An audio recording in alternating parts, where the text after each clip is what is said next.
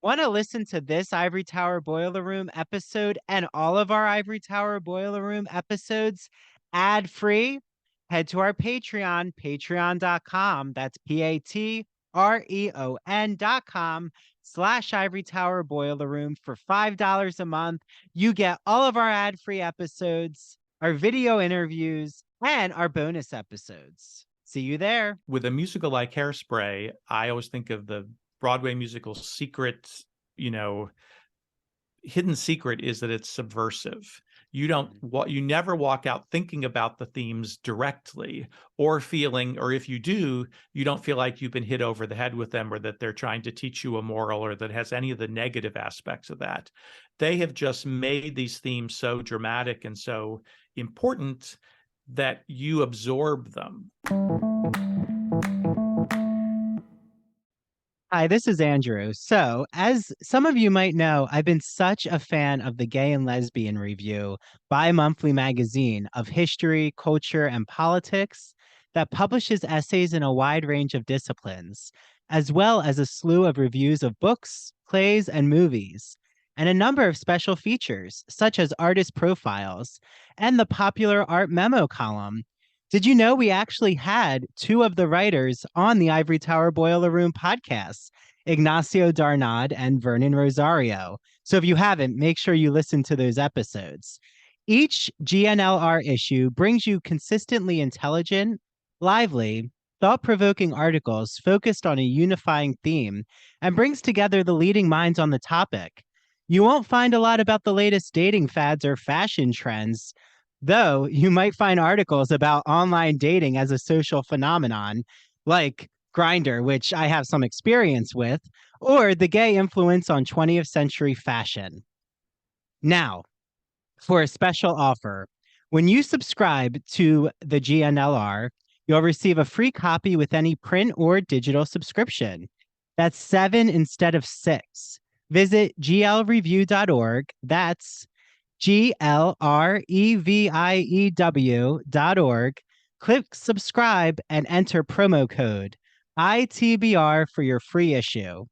And as an added bonus, you'll receive online access to all archived issues of the magazine.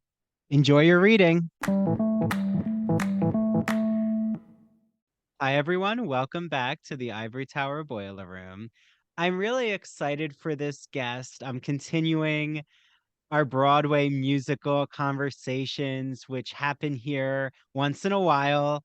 We've had Dr. Stacy Wolf on from Princeton with the Broadway musical. Listen to that. That was in the summer.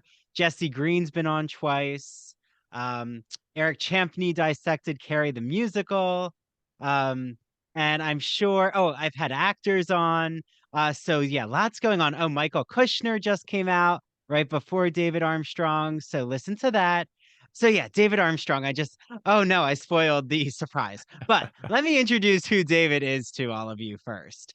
To me, he is the enigmatic host of Broadway Nation, one of my favorite Broadway podcasts and theater history podcasts, and he can get into that um, because it is a very different setup of a type of podcast.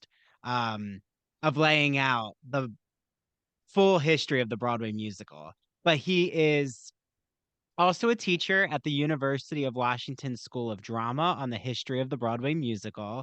He has had 40 years plus, I don't want to date him, but 40 plus years in the professional theater world. He's been a director, a writer, a producer, a choreographer on Broadway. He is best known for being the artistic director and executive producer from 2000 to 2018 at the Fifth Avenue Theater in Seattle. And he produced 19 new musicals there, including what I can't wait to talk to him about, Hairspray in Memphis, which actually then transferred to Broadway. So I'm assuming you are now zooming from the state of Washington. Is that I true, am David? indeed. I am Okay. indeed. And enigmatically, apparently. Enigmatic. You are. It's an enigmatic presence. Well, I'm here on Long Island, so I have that New York spirit going. So, right away, thanks for joining, David. Um, Happy to be here. and I know that we have a network in common. Jesse, Stacy, I think you know Michael Kushner. Um, Absolutely. okay. So what I'm just curious about is let's begin with David's earlier. I mean, now you have had all that experience behind you of being an artistic director, a producer, a choreographer. Um, but did you start in Seattle? Like, were you born in Washington or were you on the Northeast? Like, where does your Broadway No, journey begin? I was born in Cincinnati and raised in Cincinnati, and I was one of those weird kids that knew from the very beginning exactly what I wanted to do. I would organize the neighborhood at the age of 9 and 10. I would organize the neighborhood to put on shows that I would produce and write and direct and star in before I knew what any of that meant, except for starring in them, of course. And I often say I've been doing for the last 40 plus years exactly what I did when I was 9 years old. I make shows. I've made theater.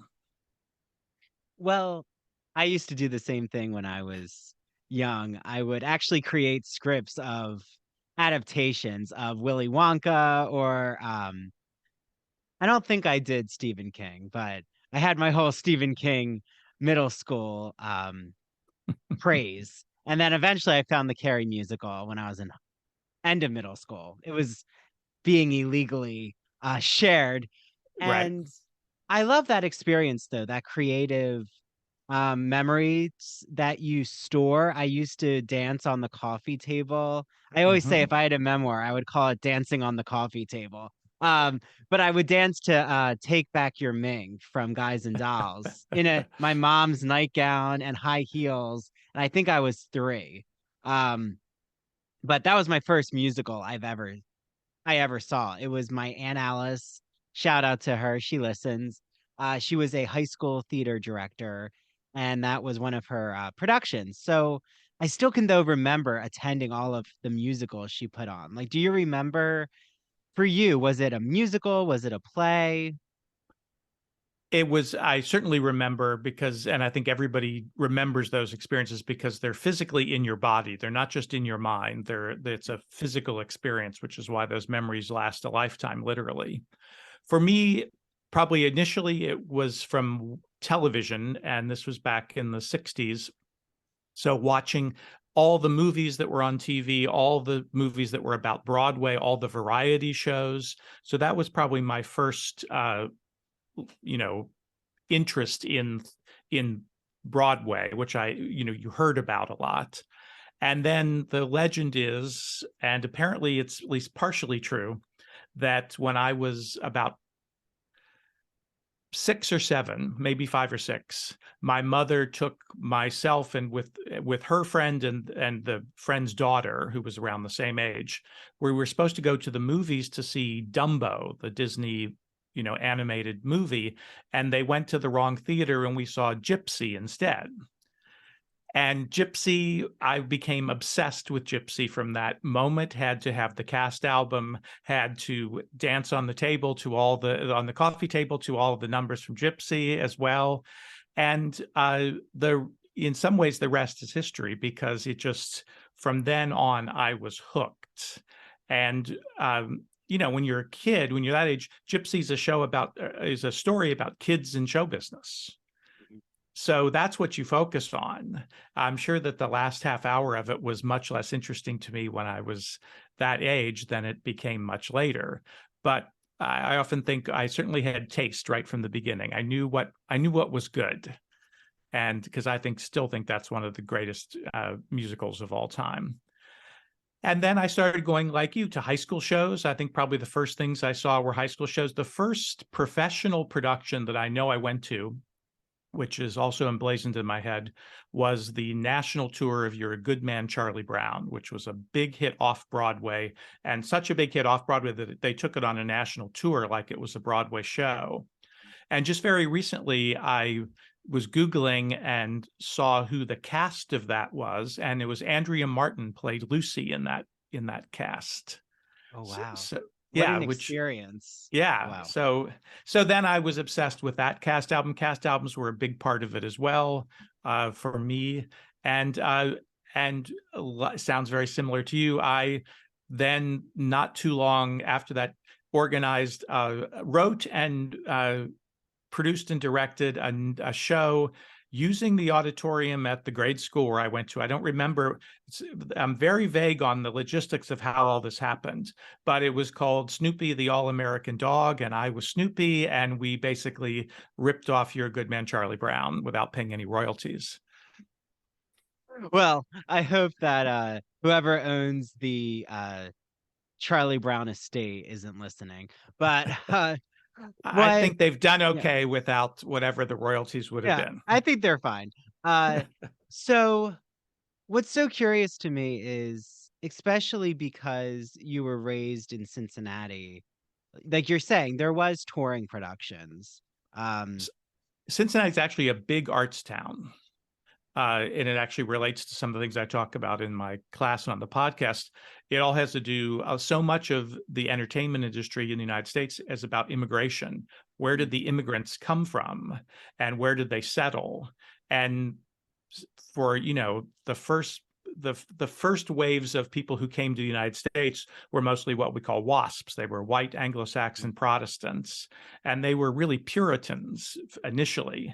And that Puritan ethic, whatever you want to call it, that's a bad word for it, but that mindset, let's say that, really permeated America until these huge waves of German immigration came, the early ones in the early 1800s, and they brought art and fun to America.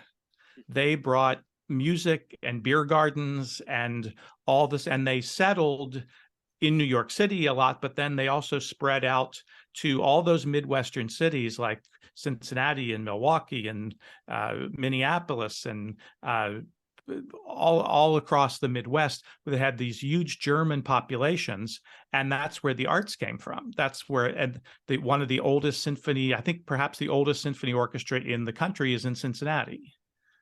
And oh wow. I didn't so know that's that. big. Yeah, they were in some ways ahead of New York back in those in the 1800s. Well, and that's why I love that in Broadway Nation, your podcast and show, that it's all really centered on the immigrants, the Jewish community, LGBTQ community, and African Americans. And like you call them the outcasts who invent the Broadway musical. But I think that that's such an important um, moment for conversation, which is why for you, I'm assuming this is how you structure your college course too. Um, Absolutely. yeah, why do you think that the story of the marginalized who shape Broadway is so key to understanding its evolution? Hi, this is Andrew. So, when I'm not here in the Ivory Tower Boiler Room, sometimes I'm actually invited to be on other podcasts as a guest. Well, there is one podcast run by Christian Garcia and his co-host Nate that I absolutely love. It is called That Old Gay Classic Cinema. So calling all you classic cinema fans out there and those who love queer theme cinema, which I think there's a lot of you who are listening right now where you've perked up. So follow them on Instagram at that OL Gay Classic Cinema. The first ever episode I was featured as a guest. It's The Sound of Music. I got to talk about being Captain Von Trapp in high school, and it's just such an exciting conversation. They've also featured discussions about Gone with the Wind, The Wizard of Oz, which features guests from the podcast The Garland Gab and Down the Yellow Brick Pod. There's a deep dive of Cinderella, and recently they had an episode on the film Giants starring Elizabeth Taylor, Rock Hudson, and James Dean. And actually, one of the guests, Lauren Randall, I know from Stony Brook University's PhD English department. So shout out, Lauren. You can listen to That Old Gay Classic Cinema on Apple, Spotify, wherever you listen to podcasts. It's definitely such a great listen. So why not listen to it after you listen to this current episode on the Ivory Tower Boiler Room? First of all, I think it's a story that people kind of know, but don't really understand fully how pervasive it is. The subtitle for the podcast, and very similarly for my course at the University of Washington, is How Immigrants, Jews, Queers, African Americans, and Other Outcasts Invented the Broadway Musical. And after I stepped down from my position at the Fifth Avenue, I was approached by the University of Washington to teach, if I wanted to teach a course on the history of Broadway. And I said, yes, of course I did. But let me think about what the focus of that would be. And I already had this in mind that this would probably be the focus, but then I had to do the research and really sort of figure out how back all that up, I guess, with with facts and statistics. And one of the ways I did that is I created, and with some help from other people, I created a list of the 350. It ended up growing. We started with about 200. It's grown to 350 because we keep adding people to it, of the most significant players, basically, in the history of the Broadway musical from 1900 to today. And these are people who you could clearly demonstrate had a significant influence, a significant participation in Broadway, the creation of it and the sustaining of it. And of that 350, about 31 of them are not in one of those categories I just said. The 31 of them are white Anglo-Saxon Protestant males, which is mind-blowing. It's so much more a creation of these marginalized outcast groups. It's an outcast art form. And yet it became one of the most influential art forms at the center of American culture. And maintaining that integrity all the time, from the way I view it, it's not like it's sold out or compromised. It was these artists from these groups created this art form and have in a way sort of strongly influenced both the social history of America and the cultural history of America.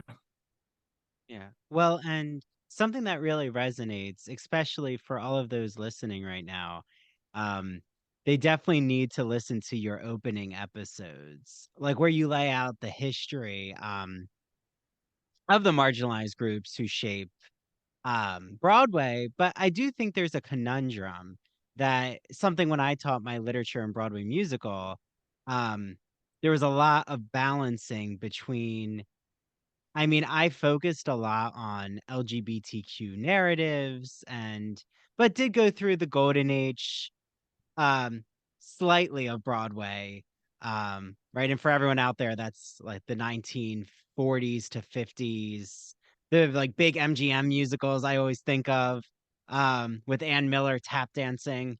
Uh, so what's interesting is you're exactly right that there's so many, um, those outcasts are these groups who really don't have a seat at the table in other venues or areas of arts and culture in America, but yet the narratives are still pretty dominant of the privileged. Like they're still telling stories of the privileged. So like it doesn't necessarily represent um like I've always just found it interesting that there's a tension, like where they're still presenting narratives with actors who are modeling American attitudes of that culture and of the time, like especially the golden age of Broadway. I'm not certain that I entirely agree with you, but partly it's because I separate the movie musicals out of this. I'm Okay. exclusively talking about Broadway, because Hollywood, although shares a lot of the same origins as Broadway and a lot of the same people, it also was initially created by marginalized people.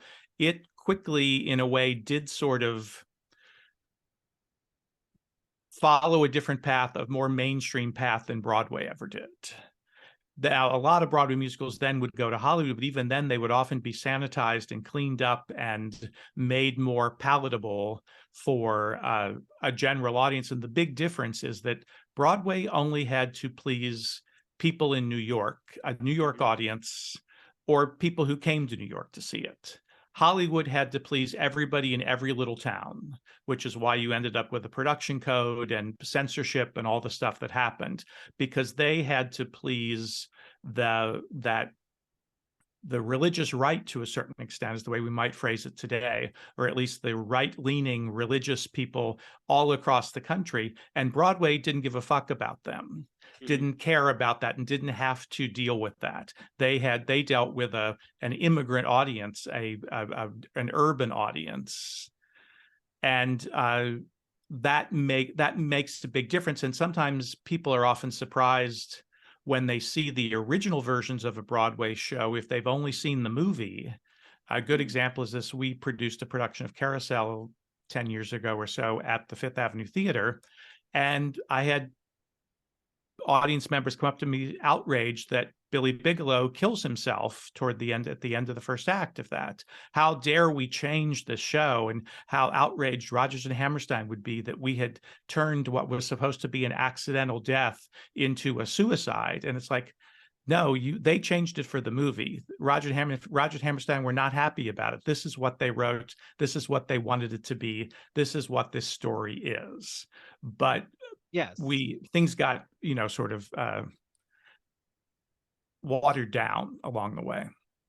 Yeah, no, I'm glad you separate the mainstream of a Hollywood musical. I mean, we can even go to La La Land and how sanitized that is with not even having African American jazz artists really presented. Instead, it's um through a white male perspective. So there's still, Yeah, Hollywood has its own um glaring discrepancies when they present narratives centered on musical theater, or centered on just the Hollywood musical. And I think what's really fascinating is um, what you're looking at in Broadway is specifically there's so much, I think, of the 60s to 70s and how experimentally liberating of sexuality. I think of Hair, of course. Um, The Best Little Whorehouse in Texas. I mean, there's some musicals that I think were actually even more. Grease in its off-Broadway to Broadway version compared to the movie was much more raucous and raunchy. And um, in a way, I think, absolutely. yeah. And I think we've kind of, I don't want to say we've lost the raunchiness, but I don't see as daring narratives as there were in the 60s. And right, I guess that's because of the sexual revolution. But it actually goes way back before the 60s. Broadway was always the place, and again, my students are often surprised to this. You look at the Ziegfeld Follies, it's filled with naked people. It is talking about, all these shows are often very sexually provocative in many, many ways, and socially provocative. But because Broadway was seen as the adult place, the movies, because they were censored, was the family place. Somehow, again, I think it's because Disney entering the Broadway sphere, and also then the movie versions of Broadway musicals cleaning them up. People got the idea that Broadway was supposed to be for a family audience, and it was never for a family audience throughout almost any of its history.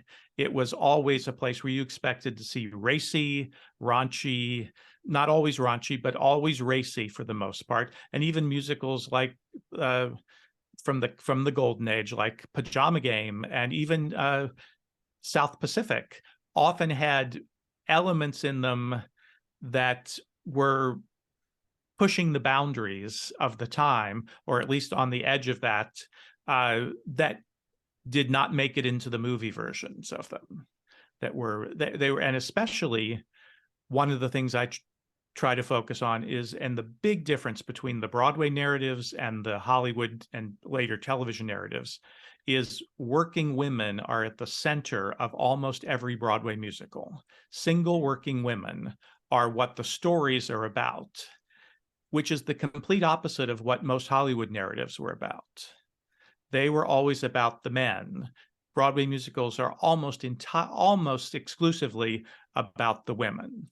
And even when they appear to be like about the men, like Fiddler on the Roof is a great example, it's actually about those daughters who break the patriarchy.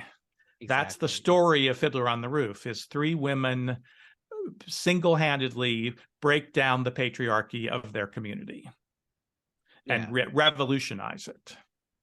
Yeah. And I mean, I guess like right now, Camelot just opened, and I would say Guinevere's a very prominent figure. I mean, I remember Guinevere's songs more than I do. Yeah. Again, I don't know. Um, Camelot isn't one I listen to a lot. Um, I'm not sure if I'll be seeing it. Not because I don't love Philippa Sue, who I do. I Mhm. saw her in Into the Woods in the summer and she was wonderful. But yeah, sometimes we can get into later. We'll end with some of our favorites and misses, and it's Sure. not about the performers and actors, it's about maybe just the narrative not speaking to us. Um, but yeah, I think that it's so fascinating where you're going with just that interest, that thirst for. I know you have a whole discussion about transgressive women, and I'm even thinking when I saw Funny Girl recently with Leah Michelle, that's all about transgressing her Absolutely. own expected um like Jewish values as a woman, like what she should be doing as a career, but she wants to be on the stage. And that's her musical. I mean, that Yeah. really is right. Dreamgirls, even with Effie White and Dina's tension, that's the heart of it. I mean, I'm sure there's some musical. I know there's one where like I guess everyone's talking about Jamie does have more of a, it has a queer male center. Um, but yeah, like even when you brought up Gypsy, um, you were so interested in the beginning, but it all is about her rise as a burlesque dancer. Adelaide is a burlesque dancer. I mean, Absolutely.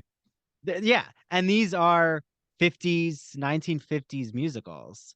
Um, so I guess my whole question is just why, like, why do you think that there's um this view? You kind of brought it up with Disney, but why do you think there's this view that um Broadway should be children focused, or even that it's a family affair? Like, do you think there is a place for families, but there's also a need for the other narratives? Absolutely. I think that on occasion, and even throughout the history, on occasion, Broadway was appealing to a family audience. And in fact, part of it depends on how you define that. I think children were taken to Broadway shows throughout their history and they loved them, just like I loved Gypsy when I was, you know, 5 years old. And people weren't so uptight about Hmm. what the content was. At least people in New York weren't. Because for most of Broadway's history, the main audience consisted of the New York region, were the people who went to see Broadway shows and were, I'm sure, more liberal than most of the country, and were able and felt, that they could take their kids to see a show, and if there was something in that show, they would explain it, or it would go over their heads, or whatever would happen. It wasn't a big deal. uh, I think as American culture has changed, somehow it got this idea that this is a musical supposed to be a safe place where we won't be exposed to anything that we don't want to see and don't want to know. And certainly Disney has made a brand of that. And every time they've sort of come outside that brand, they get into trouble as they try to introduce the world into what they're doing. So I think it's the conservative values have gotten more out in the open and asserted themselves to be more vocal about what they want and what they see. But again, that's not really new either. That goes back to the that's why the Hollywood imposed the production code, because conservative voices were out there threatening to have Congress mandate censorship for the movies. Hi, this is Andrew, and I'm interrupting what I know is an enthralling interview because I want you all to know that we are sponsored by Broadview Press. And if you don't know, Broadview Press is an independent academic publisher who publishes books covering topics like English studies, writing, philosophy, history, gender studies. And every season on the podcast, I interview one of the Broadview Press authors. So for the fall, we had Ann Stevens on to talk about literary theory and criticism. She played a Wizard of Oz literary game with us. She talked about why Bridgerton actually involves literary theory. So does 50 Shades of Grey. Who knew? And also, we just had on Jeffrey Weinstock, who wrote the first ever pop culture analysis book. So, I am all things a lover of pop culture, especially my Hollywood topics, Real Housewives, the list goes on and on. And he also wrote the book called The Mad Scientist's Guide to Composition, where he's writing a book teaching students about how to write rhetorical strategies, but it's all around this metaphor of being in the mad scientist laboratory, because as you'll learn when you hear our episode with Jeffrey, he is a gothic and horror fanatic. And I mean that in all the best ways possible. So you don't want to miss Broadview Press's exclusive discount because you're listening to the podcast. All of you get an automatic 20% off. Use the code Ivory Tower for 20% off site-wide on all of their books. So in our show notes, we have a link to Broadview Press. Make sure you click the link, put in Ivory Tower, and you're going to get 20% off your order. So enjoy your reading, everyone. And take out, and if you watch, I love watching pre-code movies. I don't know if you are into those at all, but there's this little blip of time in the early 1930s after the talkies come in and before the production code happens, and there's nudity and there's sexual situations and there's really intense real life drama that all got wiped away. And that is more like what Broadway was like. That actually, the pre-code really reflects what a Broadway play or a Broadway musical would have been like in terms of content. Yeah, in a at way, that it's same kind of period. like it's the same period as what's presented in the Weimar Republic in Cabaret, with Yeah. how sexually scandalous this cabaret is. But then right in Cabaret, I think it does present the picture of the rise of a dictator and then what happens with censoring. And yeah, I mean, I don't want everyone out there to think um I'm trying to make an analogous situation, but I do get concerned that there's been um a lot of focus on which I like revivals, but unfortunately it seems like the focus now is either movie adaptations, revivals on Broadway, and maybe you get an original piece like a Hades Town, or right now it's Shucked, which I still am trying to find out more about because I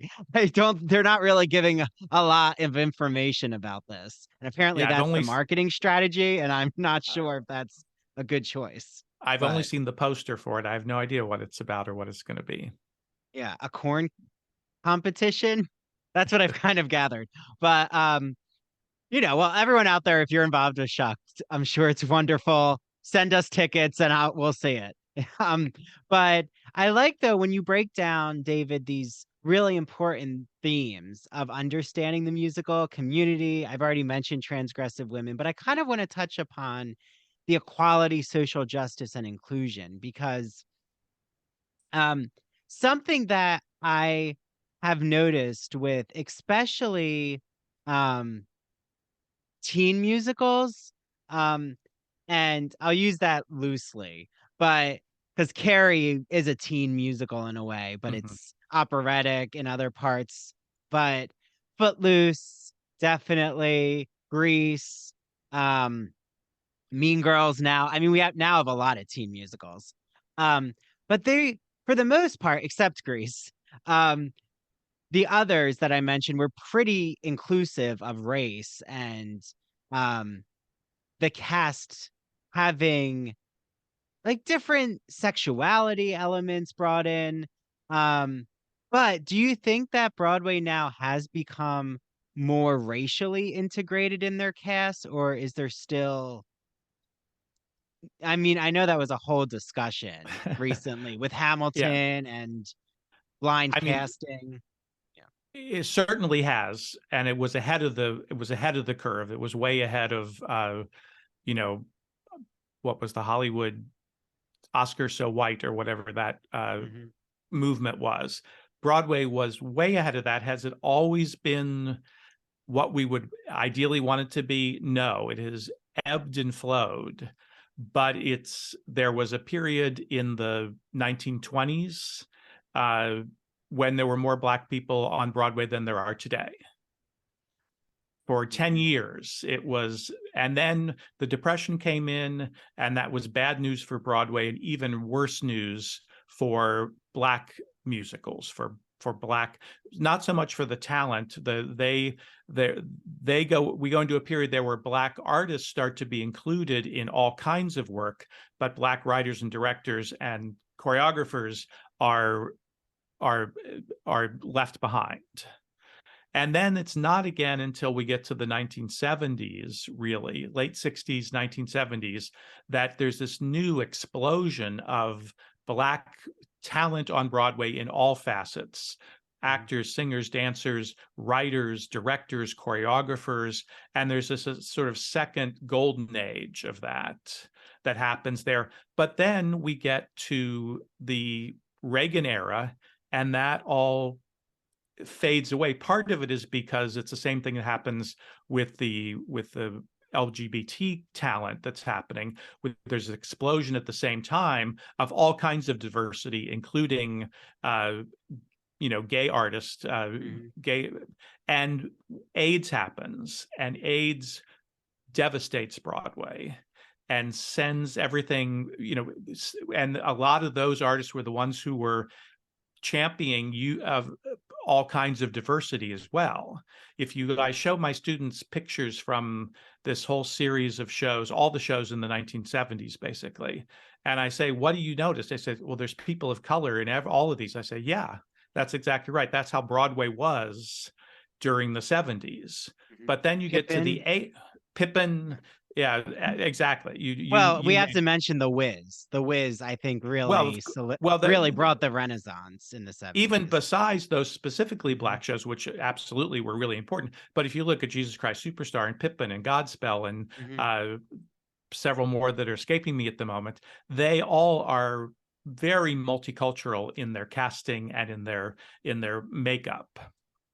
Uh, but that AIDS actually puts an end to a lot of that as well, because it makes room for this British invasion to happen, and we end up with the big Brit operettas, which I'm not uh, accusing them of anything, but they really whitewash Broadway again to a great Yeah, you're extent. calling out Andrew Lloyd Webber. It's okay. I mean, but But it's I mean, true. The it's true. Phantom, I saw the first Black Christine Daae, and that was last year Yeah, on Broadway. I mean, Andrew and Lloyd Webber has been behind when it comes to racial integration. I don't think that's controversial. Except, I will say, when Diane Carroll played in Sunset Boulevard as Norma, but that was in Canada.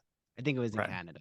yeah, it was. Um, But yeah. it also, those shows were of their era, which is the Reagan era, and all kinds of we went backwards in terms uh, of progression of equal rights. Equal rights went backwards in that period across America in every aspect, and including on Broadway. Broadway was probably still doing it, better than other places, but then it didn't start to recover until we get to the 2000s, basically, for that change. And I think it has changed to a drastic extent. Is it enough? Of course not. It's but is it a lot? Yes, it is. There is a lot of opportunity. Where we're still way behind is on the creative side of it, writers, directors, choreographers. That balance has not shifted yet. That's still a predominantly white workforce. Yeah, it's like what Jesse Green, when he talks about and wrote about Mary Rogers, how few still there are female composers on Broadway. But that's changed dramatically too. I mean, when you think about there was either last year or the year before, almost all the shows were written by women. You had Hadestown, you had Fun Home, you had there was I'm going to mix them up badly, but there's a period in there where there's a tremendous amount of it was Mean Girls is part of that. There's women, and some of them are sort of hidden women that people aren't focusing on, but they're right there creating the shows and writing. Yeah. And that's one of the things I tried to celebrate too in all my work is there were women at the center of the Broadway musical, not as many as men, but in key important positions and leadership from the beginning to today, consistently throughout. We just don't hear about them. Susan Choreographers Stroman. in a major way. I mean, going back, you can go back to the beginnings of Broadway, and there's incredible women like Gertrude Hoffman is a name that nobody will know, but I actually have an episode coming up because somebody just wrote a book about her, and she invented a lot of what we think of as Broadway choreography. There'd be no Rockettes without Gertrude Hoffman. Yeah, one of my favorites, is no, go ahead. Well, I can't wait to listen to that, but also Twyla Tharp with Moving Out. I think for me, one of the best productions I've seen of a dance musical was Moving Out. Like, that was a phenomenal show. It was great. I'm excited to see Dancing. That's the one I do want to see because I'm such a Bob Fosse. I mean, now I'm mentioning a male choreographer, but there's many female choreographers who are inspired. Agnes DeMille, like of course, the most famous. Yeah. Those who carried the torch from Bob Fosse, who are women. But let's take Pippin, because you had such a great discussion with, can you remind me the author of the book about the Pippin backstory? Yes, Elise Gardner. Okay. Yeah, that was an incredible episode that you had. I hope I have that right. I'm pretty sure that's right. Okay. Well, if not, forgive him. Forgive him, Elise. But Pippin was such an interesting, I saw the revival, and it was so remarkable for not only the racial integration with Patina Miller, taking over the leading player role, but also, it's gonna blank. Is it Diane Paulus? Yeah, Diane Paulus. Yeah, as the director. Yeah. And that whole circus acrobatic type element. I love Charlotte Dembois. I actually message her on Instagram. She's wonderful. Shout out to her. And a musical like that, though, it was interesting because children, I did start to see them, especially in the last 10 years. It's like you've said, I think because of the Disneyfication, there's more tourists with children who don't do the research of knowing what they're seeing, which I always say, just do a quick synopsis.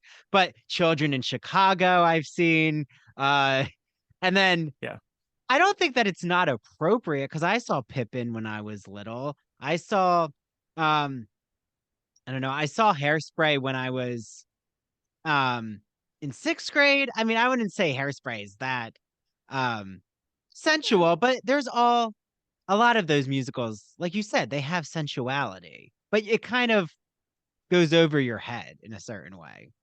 Well, and also a lot of people have seen them done in high schools where they cleaned all that stuff up. So their Mm. exposure to Pippin was the, high school production that they were in or saw.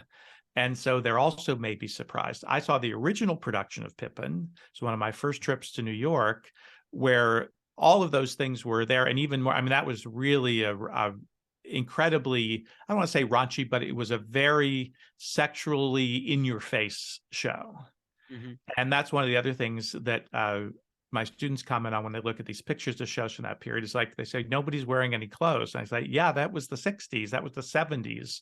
Yeah. We didn't wear clothes. It was part of the sexual liberation movement. It was part of a whole thing of like you suddenly exposing your body was a political act to a great extent and an artistic one. Yeah, I'm trying to remember. I have a book actually about the 60s to 70s, like sexual liberation, nudity type musicals. There was one where they did the full Monty. I'm trying to remember the Well, there name. were a couple. There was Oh Calcutta, which was the Oh, famous one that's on it. Broadway. LGBT stories are universal, but each one speaks to the individual heart and soul of the writer telling it. Do you have a story to tell? Have you been moved by an LGBT book, film, painting, television show, or other form of media?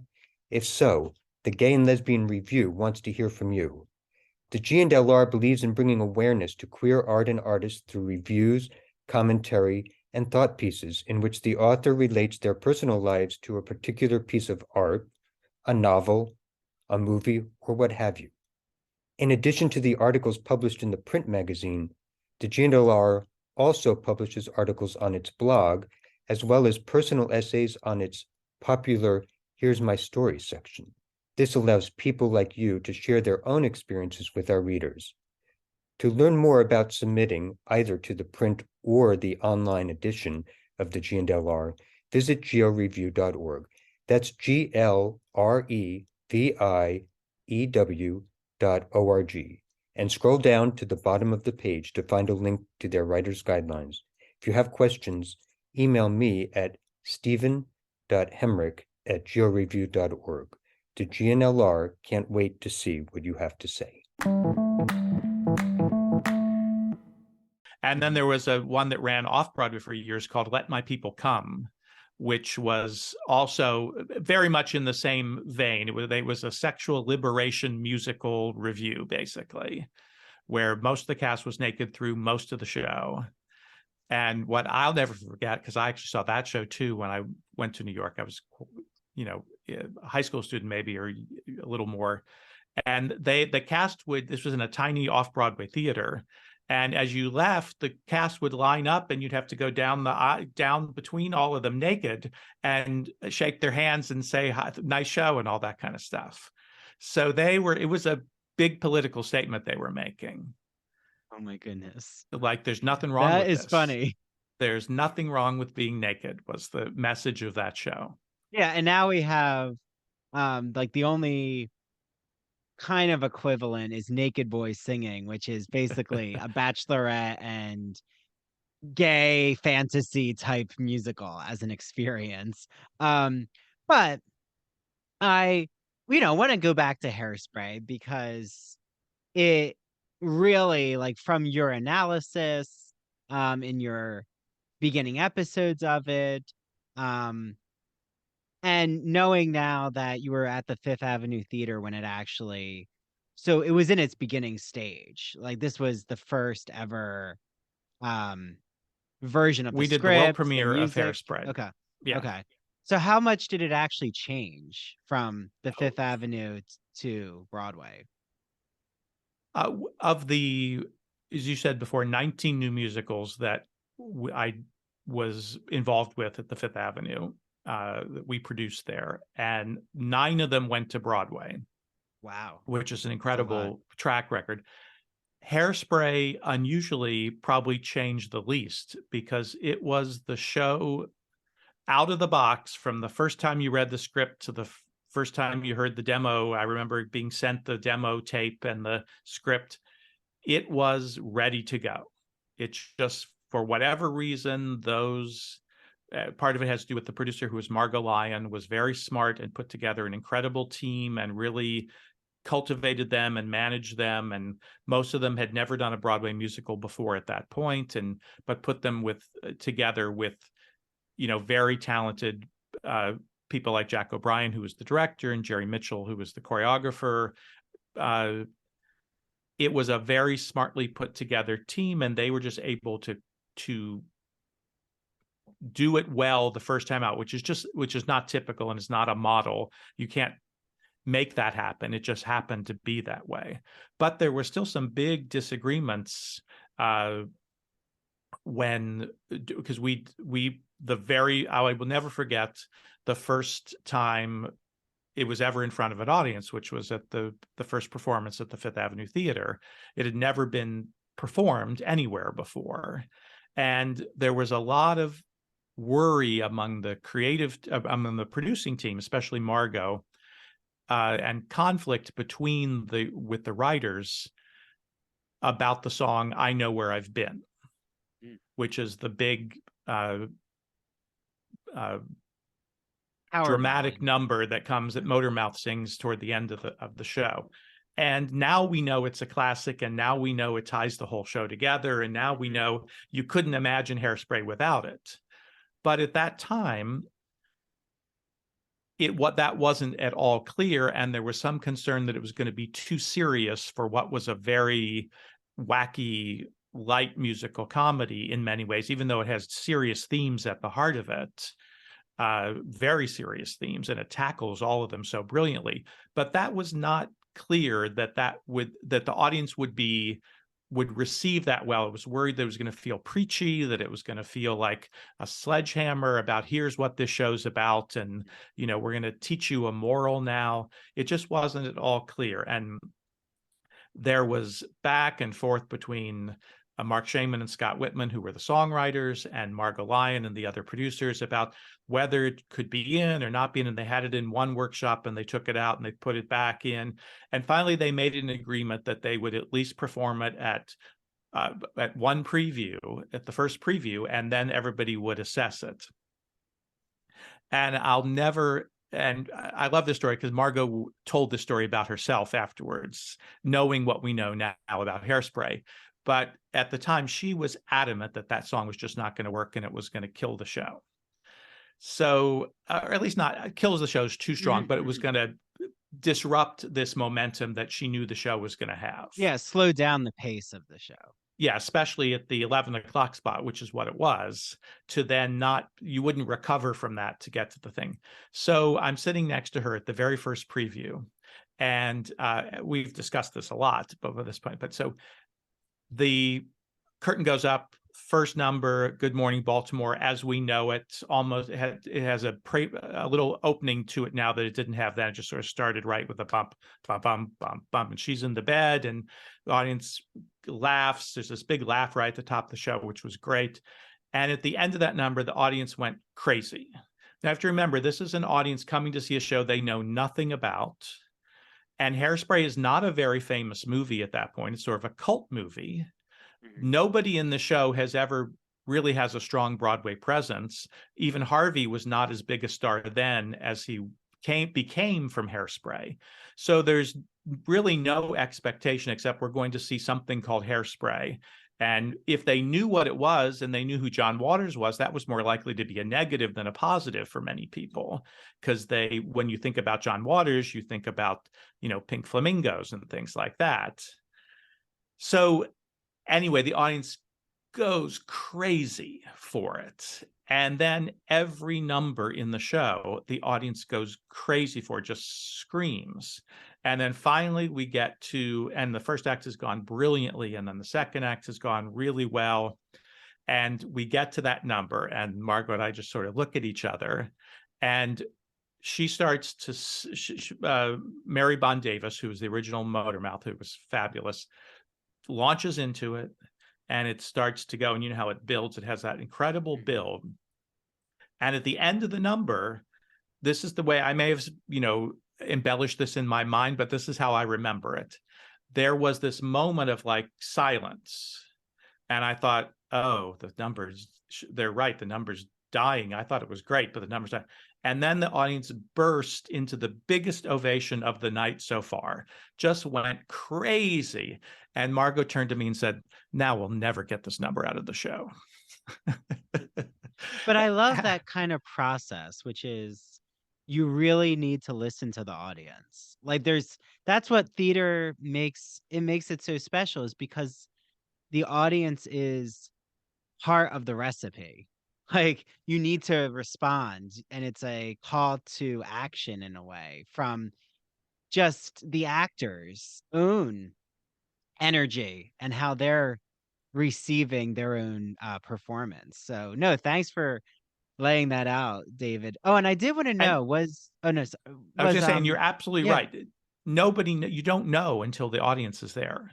You yeah, actually do not know whether it's going to work, because it's just as likely that something, and we've seen this in many shows, something you think is going to kill them. It's just the best thing in the show, and you put it in front of the audience, and it just doesn't land. They're not interested in that, and it has to go away. So it's impossible to finish a show without the participation of an audience, I always say. yeah. And I was just curious, was John Waters really present in He the was around. musical adaptation? Yeah, he was around a lot. He spent a lot of time in my office, actually. So I hung out with John quite a bit. And he was fun. He loved that the show was being done. And he loved sort of this. He was quite amazed to see something he had written start to, and this was at the beginning of this, and even later, even more so, take on this, worldwide, international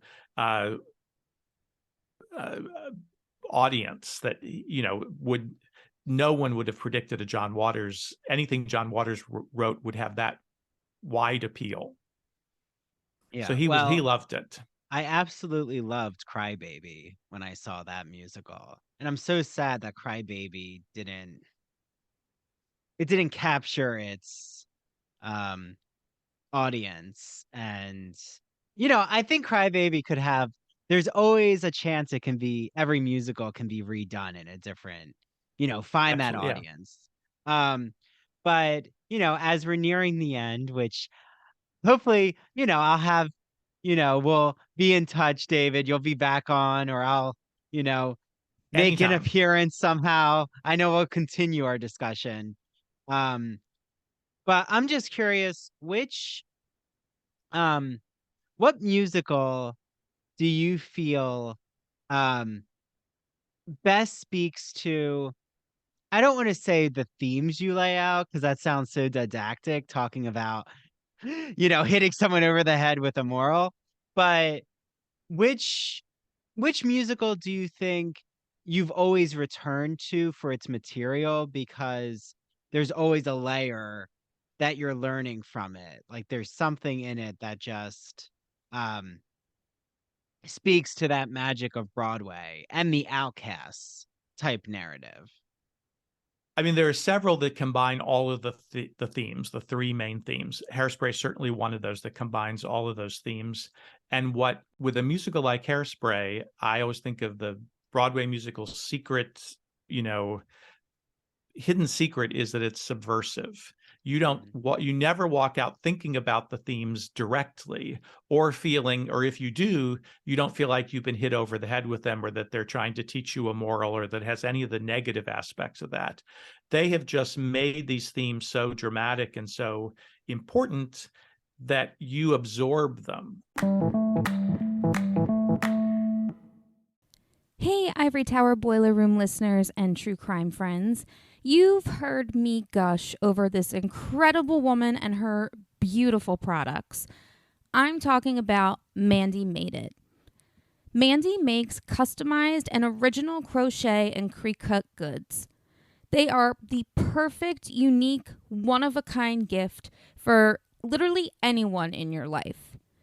And she makes incredible home decor. I still have my pumpkins that I put out every fall. I just love them. Check her out on Instagram at MANDEE Made It, or search Mandy Made It on Facebook. To order, just slide into her DMs And if you mention the Ivory Tower Boiler Room, you will receive a free personalized gift with your first order. So, go on Instagram and look up at Mandy Made It, and Mandy is spelled Mandee.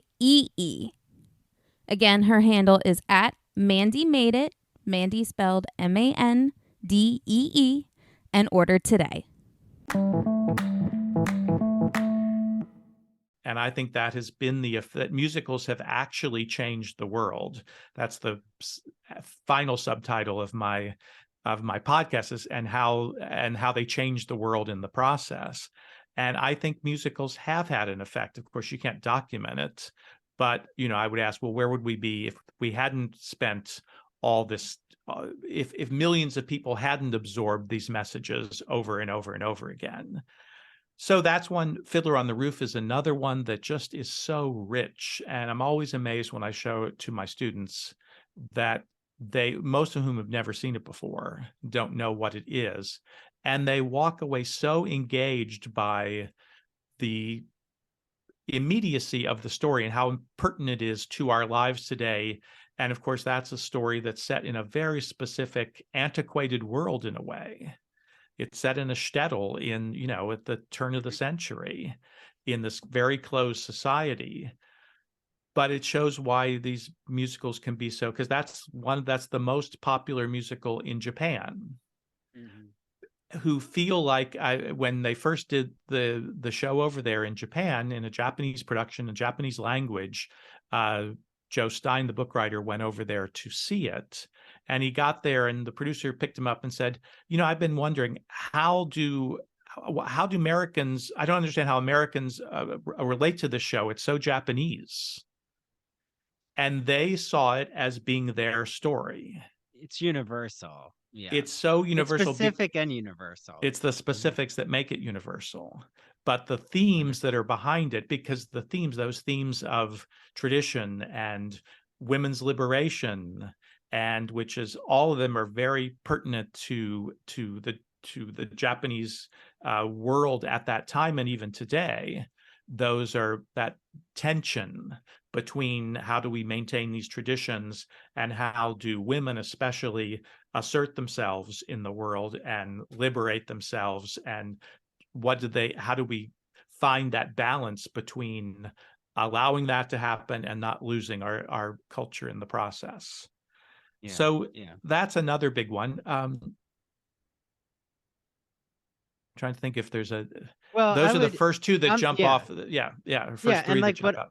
What I love is what you described about the subversiveness. Like, I think why, for me, Chicago, the musical, is just so fascinating.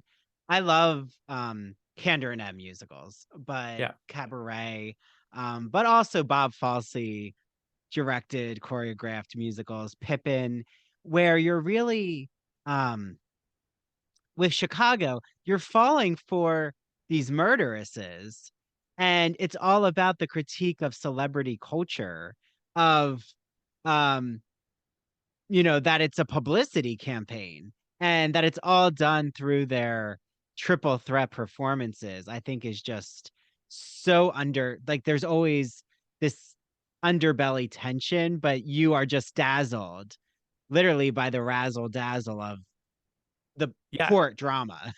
And bamboozled along the way by falling in love with these murderers.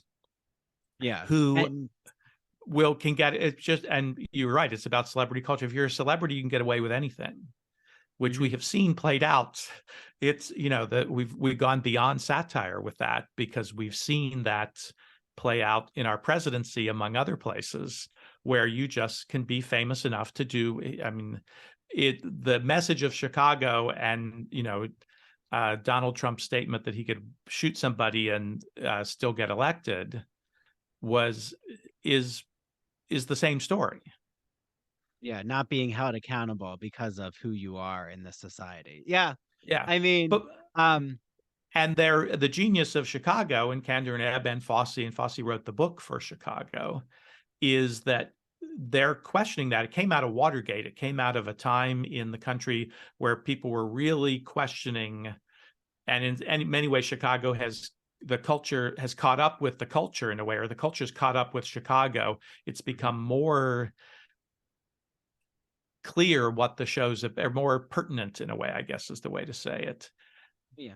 And yet you could just be dazzled by the entertainment value of it. But underneath is this message of, yeah, something's not always right in our culture. Well, and I actually love the changing up of Roxy, that like it is known women who are trying to correct their own actual, like I saw Pam Anderson as Roxy, and it made so much sense to me that so many who play Roxy um who could be called stunt casting are actually correcting their own media narrative. So like it adds a layer that makes sense in this spectacle of consumption of a public culture. So yeah, That's I am curious though why, like it's interesting though Velma doesn't get stunt casted. But I'm assuming maybe that's because of the dance. But I think Roxy, it's too she has to hard. do a lot, but Velma's tough. But Yeah. somehow they have figured out a way to sort of make Roxy's part less taxing. I'm no most of these women could not do what Gwen Verdon did or what Anne Rankin did when they played Roxy, but they have watered that down enough that they can just come in and give a personal appearance and be and very effectively make that work for them without having to do nearly as much dancing as Roxy did originally. But in the original, Gwen Verdon was, 56 years old, I think. So they had very carefully crafted that show for her to do it and be fantastic, but only just do as much as she could do 8 times a week and be brilliant. So I think that's helped it. Whereas Chita Rivera was, I don't know, at least 10 years younger, more than that, I think, and killed kicking her herself legs every over night. chairs and Yeah.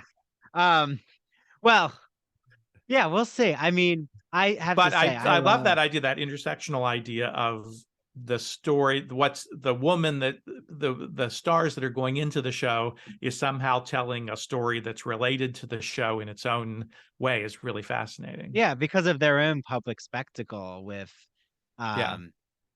these headlines of um just salacious news about them in entertainment magazines, which makes sense. It does tie in. Yeah. But again, shout out to Charlotte Dembois, who has been Roxy for a while. I will say, like, when a Broadway dancer and singer and actress takes on Roxy, they then add back. It seems like they add their layer of dancing into it. Oh, absolutely. Yeah, I'm sure Charlotte Dembois does the full show every night. They just, it's only for they cater it to the stars that go into it. Yeah, and I saw Bianca Mariquin, who was incredible. I love Chicago. That and Dreamgirls. I feel like I need a Dreamgirls revival now. Like, now. Okay. I love that show. Totally love it. Well, and I will end with this, David, which is it's not negative, but what's a musical that doesn't have to be the current season, but what's a musical that you just aren't drawn to? There's just something about it that it's not speaking to you. There are always going to be those for everybody. For some reason, for me, and I am most focused on, I like a strong narrative, or at least I'll boil that down. I like dramatic tension that really is played out well, because it can be one of my all-time favorite shows is Company, which in theory doesn't have a story, but it has a lot of dramatic tension, and it has even in a concept musical, you can still have strong narrative elements, and that's what I look for. And I'll be honest, I didn't find that in Hadestown. I know people love that show, but I just was left completely. I thought the first 10 minutes of it were fantastic, and I thought, oh, I'm going to love this. And then about a half an hour into it, I thought, what's the story? Where's the story? What's it going to be about? And I never found that.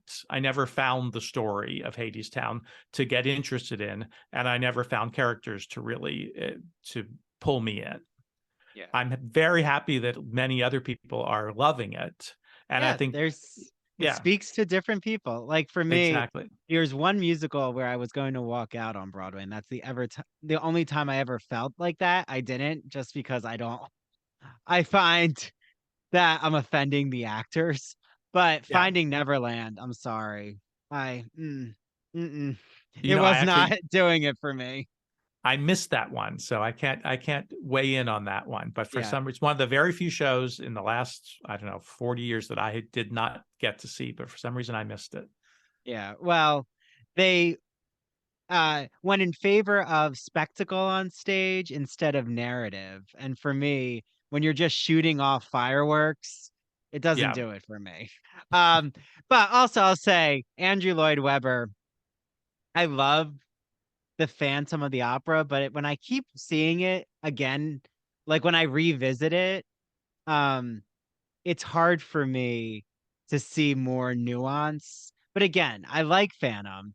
I will say, Joseph, enjoy some of the music, but yeah, Andrew Lloyd Webber, my favorite of his is Sunset Boulevard. Like I think Norma Desmond just shines. It's about the leading lady, like Yeah.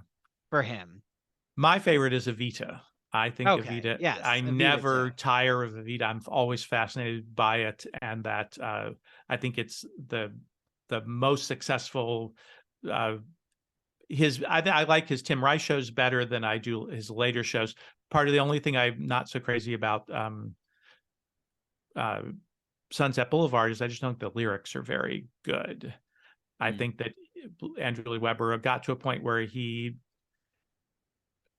knows? I don't want to psychoanalyze him, but I think he didn't Well, always work with the best people in the end. no.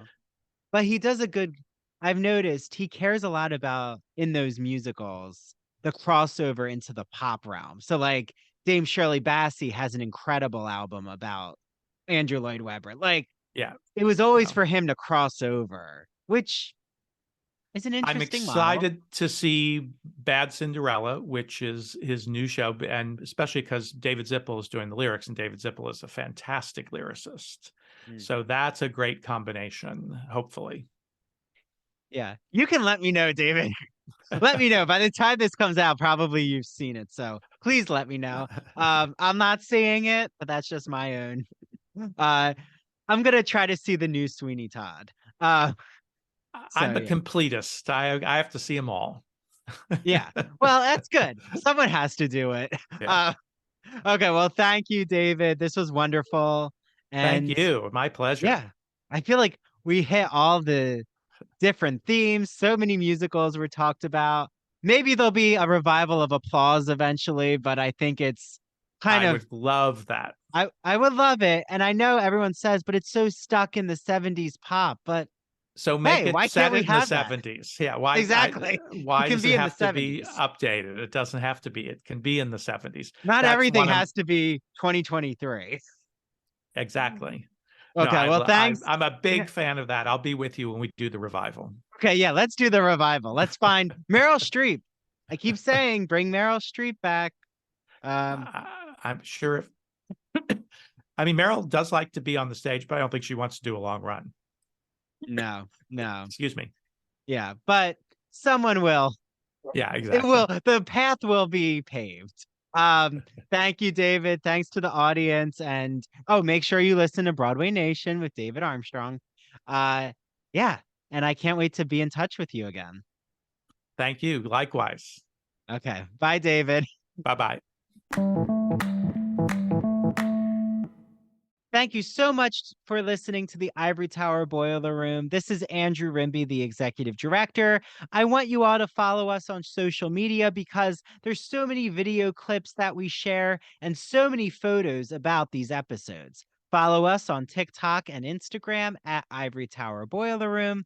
Follow us on Twitter at Ivory Boiler Room. Follow our Facebook page, The Ivory Tower Boiler Room.